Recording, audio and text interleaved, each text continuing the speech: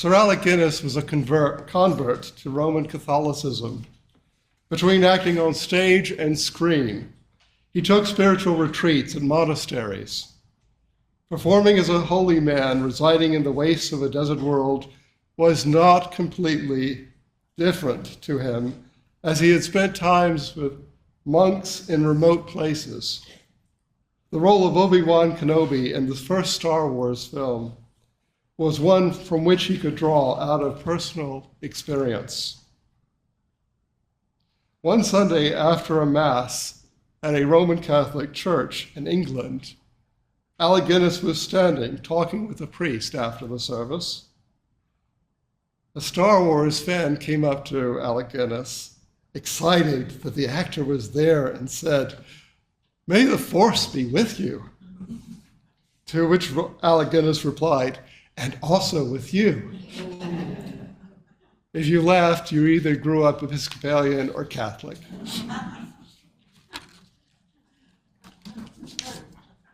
Today is Star Wars Day. It is called that because the calendar date plays with the common blessing heard in Star Wars. May the Fourth be with you. In researching this date and other Unitarian Universalist worship materials, I discovered that about a dozen or more of my colleagues in the Unitarian Universalist ministry were going to preach about this topic today. May the Fourth be with us. The Star Wars movies endure partly because they are about science fiction and religion. They are amongst the first science fiction films to deal with religion as something real rather than something of superstition or a mode of controlling large numbers of people. They take place in a galaxy a long time ago, far, far away.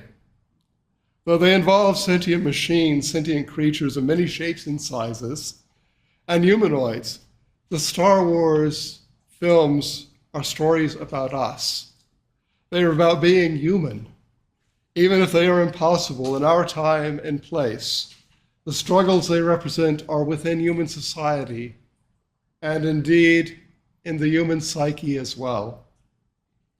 Through the writings of the famous mythologist, Joseph Campbell, George Lucas learned about the subconscious drives and stories that are lived out in human beings throughout thousands of years. Lucas was inspired by Joseph Campbell, and Joseph Campbell was inspired by the writings of Carl Jung. Carl Jung believed that many of the psychosocial problems that brought people to mental health therapy were really caused by ideas and narratives formed in the human mind.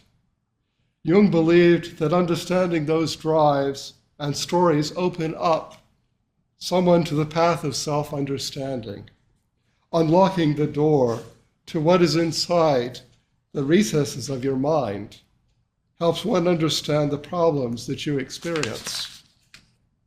Inherent in this journey that Jung describes is the shadow.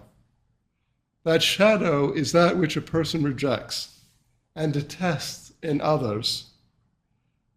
The shadow is something that is present at all times in the human personality and has to be resisted. Jung believed that the shadow was mostly golden and that one must find one's inner conflicts to understand oneself. He said that that which we are rejecting is really what's inside us. To know this is to look at that which is terrible, but also human, and to be able to know one's connection with others. In Star Wars, the dark side, like the shadow, is the temptation to use one's knowledge of the Force for personal gain. As Yoda states, fear is the path to the dark side. Fear leads to anger. Anger leads to hate. Hate leads to suffering. One of the resources that the Jedi use to resist this temptation is meditation to calm their minds and focus them themselves away from themselves and towards a compassionate connection with living beings that create the Force. As Obi-Wan Kenobi states, the Force is what gives a Jedi his power, or her power, as we would say. It's an energy field created by all living things. It surrounds us and penetrates us. It binds the galaxy together. In this, we later learned that some can connect to this tremendous power and use it to perform miracles. Ordinary people can experience this as well, and occasionally know something through intuition and sometimes find inner strength by connecting with the Force. This idea is not totally far-fetched. In the galaxy where Luke Skywalker lives, there is a possibility of this kind of connection, which George Lucas calls the Force. Yet, as my colleague in the Unitarian Universalist ministry, Meg Barnhouse, points out, Ralph Waldo Emerson, a Unitarian, believed in a connection with something very similar. She writes, Unitarian forebearer Ralph Waldo Emerson said, a human being is a stream whose source is hidden, whose being is poured in from somewhere else. As the earth lies in the soft arms of the atmosphere, every particular person is contained in the Force, the unity within which we are all made one with all other. There is a common heart. All sincere conversation is its worship. All right action is submission to it. It is that Force that makes us feel enlarged by doing good and diminished by doing wrong. Within each person is the soul of the whole, the wise silence, the universal beauty to which every part and particle is equally related, the eternal one, and this deep power in which we exist, and whose beatitude is all accessible to us. When it breathes through your intellect, it is genius. When it breathes through your will, it is virtue. When it flows through our affection, it is love. The only word I changed in here, in this, is using the word the Force. Emerson said oversoul, but the amazing thing is it still works. Emerson and his friends were reading the newly available translations of Buddhist and Hindu texts, and their new theology, called transcendentalism, was shaped by their relationship with these Eastern religions. Meg Barnhouse is correct that Emerson and other transcendentalists had access to texts from Asian religion. But I think she misses something. The Force, in my opinion, is most akin to the Taoist religion, the religion of the way. Taoism holds that there is a spiritual essence in life that, like the Force, requires balance from extremes. Taoism is taken with this mystical thing called the Tao, the way, and its power over all things. Taoism holds that one can observe the balance by observing the natural world. A Taoist might note that balance is a good in the natural world. For example, one year the abundance of clover leads to an overabundance of rabbits. This leads to an overabundance of foxes, because the foxes are healthier and have more than enough rabbits to eat. The next year, though, because of a more typical season, the rabbit population declines. There's less food to eat. Fewer rabbits means that foxes have less to eat. Some starve and are vulnerable to disease and die or leave the area. Nature balances. To the Taoist, the best state is when things are in balance, and they are not in extremes. Holding this in mind, when the third Star Wars movie, The Return of the Jedi, came out in 1983, I was a college sophomore. At the time, I was reading the Tao Te Ching in my spare time and had observed the similarities between that Asian philosophy or religion and the Force in Star Wars. When I saw the second Death Star explode and the seeming death of the two most powerful adherents to the dark side, I thought, what will the dark side do now?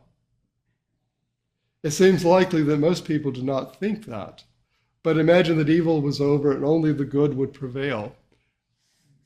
Following Taoism, I knew that whatever action was created would create an opposite reaction, and things would be out of balance. In the galaxy where Star Wars happens, that ending cannot come.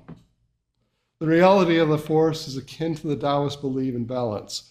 Unfortunately, the price that people in that galaxy far, far away, a long time ago, paid for that connection to collective energy is that it leads to conflict and this terrible struggle for balance. Balance only comes at intervals between the good guys and gals, the Jedi, and the bad guys, the Sith. In the midst of this struggle are the ordinary people who probably display a much closer balance between the two, but might find their world destroyed in conflict. And there is no one, not even Darth Vader, who does not embody the yin and yang symbol of Taoism. You might know it as a circle divided by two teardrop shapes, one white, one black. They are teardrop shaped to represent motion in a static image. And the white drop is a small black circle, and on the black drop is contained a small white circle. This means that every opposite contains a portion of that which it resists. In the terms of the Star Wars movies, this means that every Jedi has a bit of the dark side, and every Sith has a bit of the light side. Darth Vader could only be brought back from the dark side because he saw his son suffering and felt love for Luke. And once that love was acknowledged, it expanded so quickly that it included all that was life-giving, and he could no longer follow the dark side of the Force. Embedded in his solar consciousness was a small part that remained a Jedi, but his enclosed alienation from human existence and his constant desire for revenge prevented him from experiencing the possibility of connection other than that of using his power for dominance and destruction. He was a person imprisoned by his anger, his desire to possess, encased in a machine, a bodysuit that kept him alive, but apart from others. My friend Jim hates this ending. He feels that Darth Vader's crimes of commission and omission warranted a horrible ending instead of redemption. For an atheist, my friend Jim sometimes sounds like a Christian fundamentalist. Yes, this does press on the central theme of universalism. Is there justice in our estimation if those who are cruel in life will eventually live on in a peaceful eternity? Universalism is one of our historic faith traditions. It tells us that God is more merciful than we are, and that everyone eventually makes it to heaven. Though I have only known a few people in our religious movement who openly subscribe to this theological belief, or at least told me they did, it is still part of our heritage and needs to be explored and better understood. For some, traditional universalism is a problem, as it tells us that eventually all sins are forgiven. This form of universal salvation is troubling for some. They ask, is there no eternal torment for the cruel? The other aspect of Star Wars that might make some of us uncomfortable is the notion that the universe is connected and that some people can harness the power of the force that connects everything and are able to perform miraculous acts such as mind reading and mind over matter or other things that are not within what we believe is possible. This is not an uncommon theme in science fiction, but in the Star Wars movies, it is integrated into people who practice religious rituals and other spiritual practices. This isn't the way the universe works, is it? And maybe it is. I read a lot. If you have to stand up and deliver original message at least 3 or 4 times a month, you read a lot. Unfortunately, I don't always document my sources for future reference. In the past year, though, I read an article from a fairly reputable source that covered a theory being considered by theoretical physicists. Now, if there exists a branch of science that deals with mysticism, then it is theoretical physics. Yet sometimes those speculations turn out to be truer than anyone imagined. Some theoretical physicists believe that there might be places in the universe that operate by the same observable laws that we experience on Earth. They suggest that there are other places that do not. They suggest that at the moment of the Big Bang, when matter was being formed out of energy beyond our comprehension, that the way that things lined up in one form of matter and energy might not be uniform. In other words, the way we understand energy, matter, and other forces might not be the same in a distant galaxy or a long time ago. They might not be, other parts of the universe might not be like our patch of reality in the Milky Way. Yes, it's mind-boggling to consider, but that's the way that mysticism and theoretical physics are. And perhaps somewhere and sometime, something we could consider magical from our perspective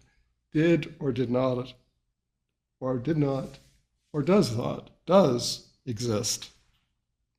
In a sense, though, there is something like the force in each of us, something that gives us the strength, the insight, the intuition to connect within us or among us that is greater than ourselves or our understood abilities. In The Empire Strikes Back, Yoda tells Luke, "Luminous beings are we, not this crude matter. You must feel the force around you, here, between you, me, the tree, the rock, everywhere, yes, even between the land and the ship." In the Epistle to the Hebrews, Paul writes of humanity, "You have made them for a little while lower than the angels. You have crowned them with glory and honor." He's talking about humanity.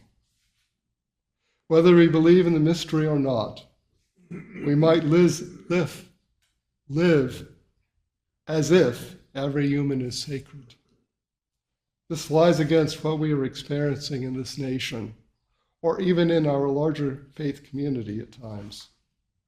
Our survival as a society moving towards democracy depends upon us believing in the spiritual worth of every person and our ability to create a society in which each person is respected and has possibility.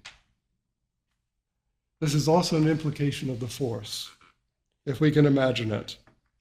It is the recognition of the spiritual presence in all, the sacredness of the world. Unlike the galaxy far, far away, we in this small planet often miss the sacredness in our world and in each other.